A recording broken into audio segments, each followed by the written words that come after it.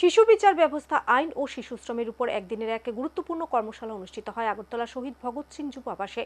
রাজ্য শিশু সুরক্ষা কমিশনের উদ্যোগে আয়োজিত এই কর্মশালায় প্রধান বক্তা হিসেবে উপস্থিত ছিলেন প্রাক্তন বিচারপতি এস.জি. চট্টোপাধ্যায়। এছাড়াও ছিলেন সমাজ কল্যাণ ও সমাজ শিক্ষা দপ্তর অধিকর্তা, রাজ্য শিশু সুরক্ষা কমিশনের চেয়ারপারসন সহ আরও অনেকে। এই কর্মশালায় অংশ নেন রাজ্যের বিভিন্ন প্রান্ত থেকে প্রশাসনিক আধিকারিকরা। শিশুদের সুরক্ষার প্রশ্নে দেশের বিচার ব্যবস্থায় প্রণয়ন হয় নতুন আইন। নতুন এই আইন সম্পর্কে সংশ্লিষ্ট দপ্তরের আধিকারিকদের অবগত করতে এবার একদিনের রাজ্যভিত্তিক কর্মশালা আয়োজন করে রাজ্য শিশু সুরক্ষা কমিশন।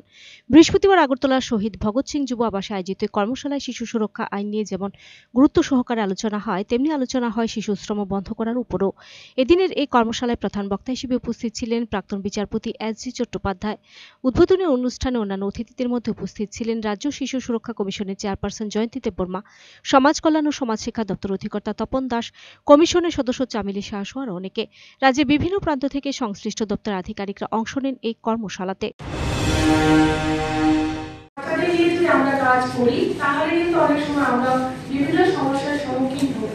সেইরকমই একটি সমস্যা হলো যেমন বিভিন্ন বাচ্চারা বিভিন্ন অপরাধ করে, তো সেই বিষয়ে আমাদের পরিষ্কার একটি ধারণা থাকা দরকার সবারই। সেইগুলোকে আজকে এই বিশেষত এই ওয়ার্কশপে প্রদত্ত, কারণ আমরা জানি জুভেনাইল জাস্টিস অ্যাক্টের মাধ্যমে এটা 2015 সালে গঠিত হয়েছে এবং 2016 সালে 15 জানুয়ারি থেকে এটি কার্যকর হয়েছে। এটা করার একমাত্র কারণ হলো শিশুদের সব বিষয়ে সুরক্ষা করা এবং শিশুরা যারা অপরাধী 16 থেকে 18 বছর তাদেরকে বিচার ব্যবস্থা অন্যদের মতো না করে তাদের মতো করে বিচার করার জন্য কিন্তু এই আইনটি তৈরি করা হয়েছে। তো আমাদের পরবর্তী সেশনে আপনারা সবাই জানবেন এই বিষয়ে আমাদের আলোচনা করার জন্য আমরা বিশেষভাবে এখানে